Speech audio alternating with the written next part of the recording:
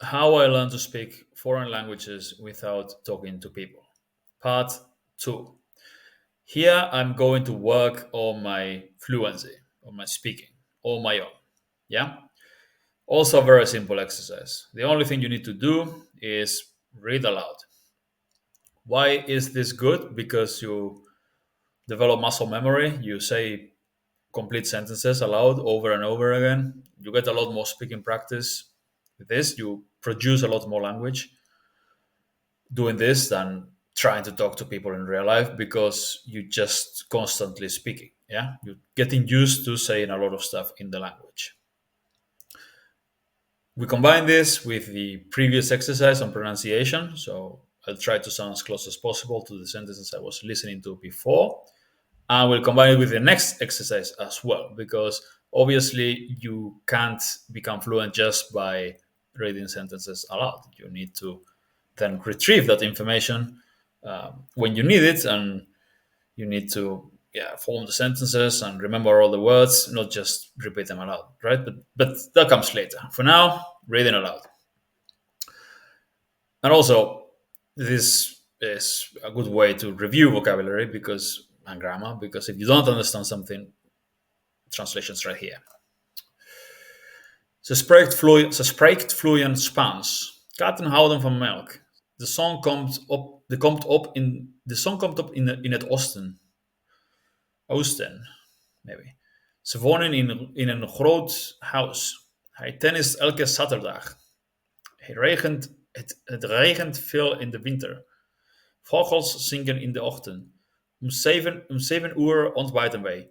De winkel gaat om 9 uur open. Honden blaffen als ze opgewonden zijn. Ik ben momenteel aan het studeren voor mijn examens. Ze kookt het avondeten in de keuken. Ze kijken momenteel naar een film. Hij leest een boek in de tuin. In de auto luisteren we naar muziek. De kinderen spelen in het park.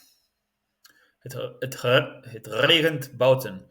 De arbeiders bouwen een nieuw huis. Ze is aan de telefoon met haar vriendin. Ik schrijf een e-mail naar mijn baas. Afgelopen zomer reisde hij naar Frankrijk. Gisteren heeft ze haar huiswerk afgemaakt. Gisteren zijn ze bij hun grootouders geweest. We hebben gisteravond een film gekeken. Gisteren heeft het de hele dag geregend. Gisteren speelde hij voetbal met zijn vrienden. Ze heeft vorige week een nieuwe jurk gekocht. Afgelopen weken zijn we naar het strand geweest. Ik heb Russisch gestudeerd op de universiteit. Het feest eindigde gisteravond laat. Volgend weekend ga ik naar mijn ouders. Volgende maand begint ze met haar nieuwe baan. In juli gaan ze op vakantie. Hij zal je morgen bellen. Vanavond ontmoeten we elkaar in het café. In december gaat het sneeuwen. Het concert begint om 8 uur. How to say 8? I think it's 8. Vrijdag rond ze... Yeah, okay. Yeah, I should write that with letters. Vrijdag rondt ze haar project af. Volgend jaar verhuizen ze naar een nieuw huis. Ik stuur je de informatie later vandaag.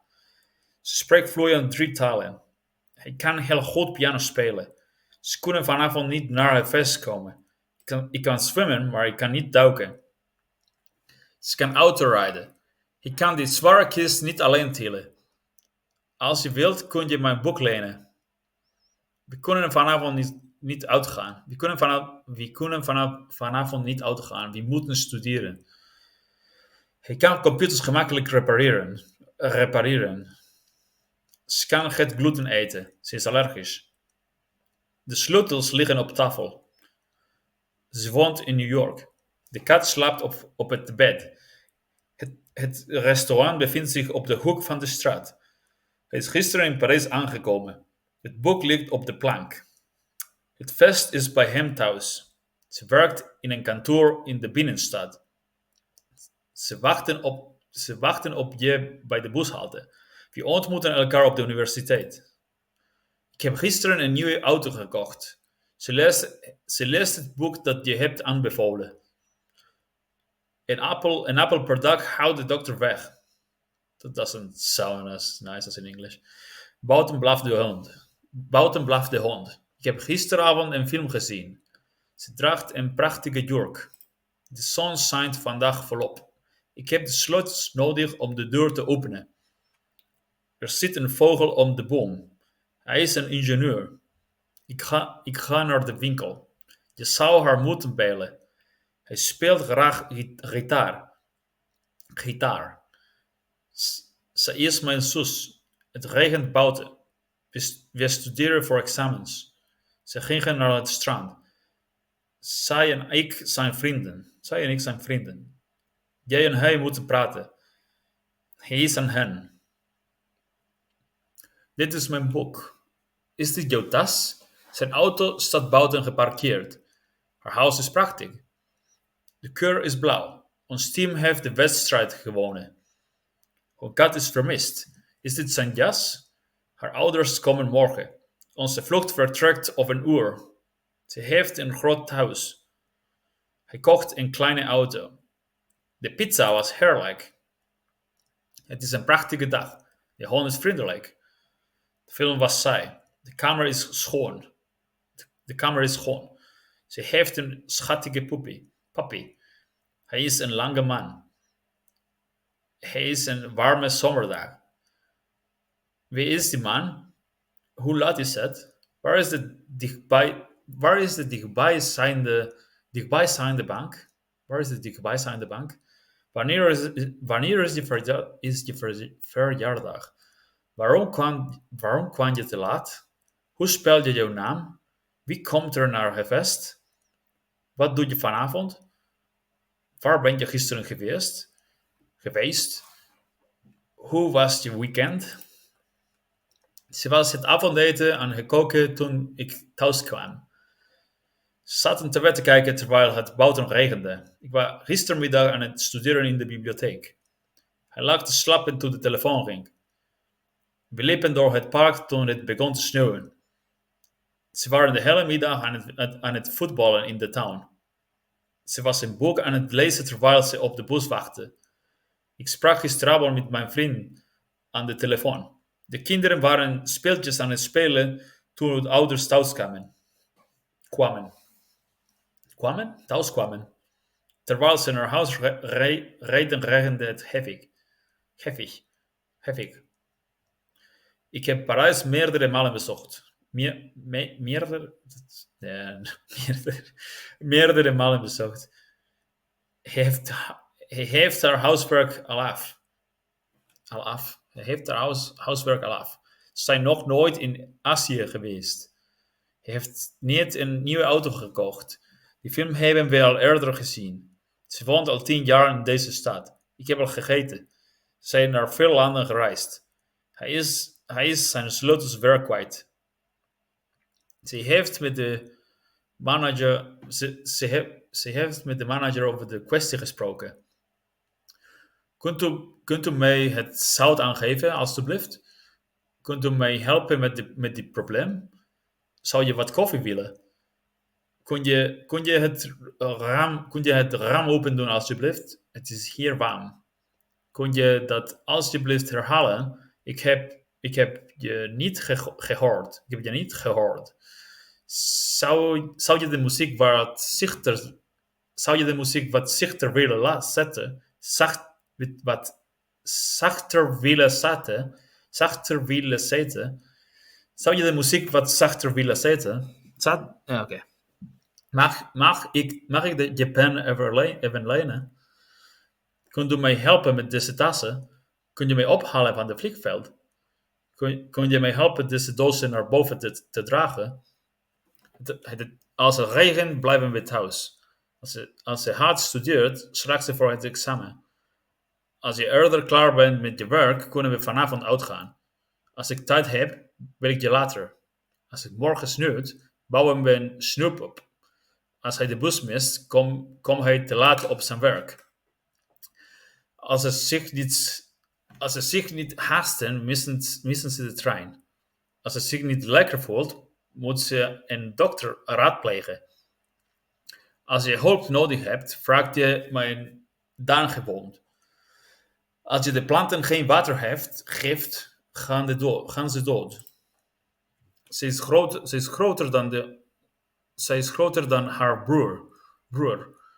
Dit boek is interessanter dan dat. Mijn huis is groter dan het jouwe. Hij is de langste persoon van onze klas. Dit is de duurste restaurant in de stad. Ze is een betere zangeres dan haar. Ze is een betere zangeres dan haar zus. Vandaag is het warmer dan gisteren. Dit is de beste film die ik ooit heb gezien. Zijn auto is sneller dan de mijne. Ze is de slimste leerling van de klas. Ze poetst altijd haar tanden voordat ze naar bed gaat. Ze gaan vaak 's avonds wandelen. Hij eet zelden fastfood. In het weekend gaan we soms naar onze grootouders. Meestal word ik vroeg in de ochtend wakker. Ze missen nooit hun ochtendkoffie. Ze kijkt vrijwel nooit tv. Vrijwel? Oké. Ze kijkt vrijwel nooit tv. Hij reist vaak voor zijn werk. Als gezin eten we altijd samen. Af en toe, af en toe ontmoet ik mijn oude vrienden voor de lunch. Ze gaf me een boek voor mijn verjaardag. Ze gaf me een boek voor mijn verjaardag. Kun je me helpen met deze opdracht? Ik zag hem gisteren op het feest. Ze stuurde haar een cadeau voor Kerstmis. We hebben een overgenomen van het dierenasiel. Het vertelde ons een interessant verhaal. Ze nodigden hen uit voor een bruiloft. Ze nodigden hen uit voor hun bruiloft. Kunt u hen het zo doorgeven, alstublieft? Ze liet me haar nieuwe auto zien. Ik kan het nergens vinden. Er komen vanavond een paar vrienden langs. Heeft u plannen voor het weekend? Ze heeft momenteel geen geld. Mag ik wat melk in mijn koffie? Er staat nog wat taart in de keuken. Heeft u vragen over de opdracht? Ik heb geen idee waar mijn sleutels zijn. Is er nog brood in de voorraadskast? Hij heeft geen tijd hij heeft geen tijd te verliezen. Ze heeft wat hulp nodig bis. Ze heeft wat hulp nodig bis. Ze heeft wat hulp nodig bij haar huiswerk. Ze houdt van thee en koffie. Hij is lang, maar zijn broer is klein. Bij het ontbijt kunt u thee of koffie drinken. Ze is te laat omdat ze de bus heeft gemist. Ik wil naar buiten, maar het regent. Voor het diner kunt u pizza of pasta eten.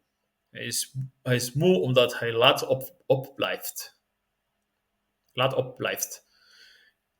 Ik bel je als ik aankom. Ze heeft het druk. Dus ze kan niet naar het feest komen. Ze heeft het druk, dus ze kan niet naar het feest komen. We kunnen gaan winkelen of een film kijken. We kunnen gaan winkelen of een film kijken. Is het boek van jou of van mij? Die auto is van hem, niet van haar. De sleutels zijn van ons. We hebben ze gisteren gevonden. Het huis is van hen. Ze hebben hem vorig jaar gekocht. Deze laptop is van mij. Die van jou ligt op tafel. De beslissing is aan jou. Is deze tas van jou of van haar? De kat is van ons. We hebben hem uit het asiel geadopteerd. De verantwoordelijkheid ligt bij hen. Ze moeten ze afhandelen. Het succes is van haar. Ze heeft er hard voor gewerkt. Ga alsjeblieft zitten en ontspannen. Raak dat niet aan. Ze is heet. Oké.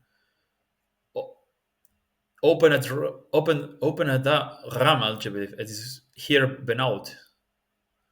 Vergeet niet vergeet niet mij later te bellen.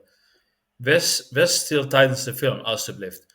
Onderbreek mij alstublieft niet terwijl niet onderbreek mij alstublieft niet terwijl ik spreek.